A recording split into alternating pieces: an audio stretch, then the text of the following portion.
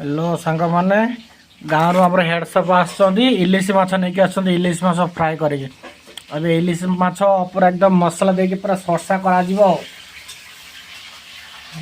इलिश माछ रो आलू मसला टमाटर गुंड देके पूरा टे खट्टा पानी रो देके दियो। बहुत दिन पर इलिश माछ ता पीस टा खाई पीस आ देखो इलिश माछ आछी आ इलिश माछ झोल करने आलू फ्राए कर दीजिए। एगोटे पियाज हूँ तेल छड़ा सरीगला मसला ग्राइंडिंग टा कर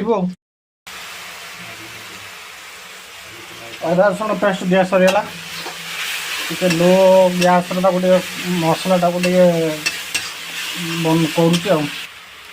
टमाटो ग्राइंडिंग कर दिया सरीगला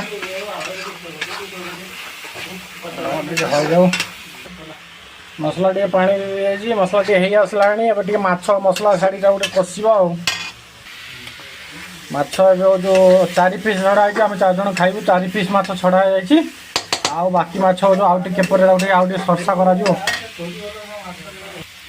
आलू भी सहित ऐड कर देती आपको लो फ्लेम गोटे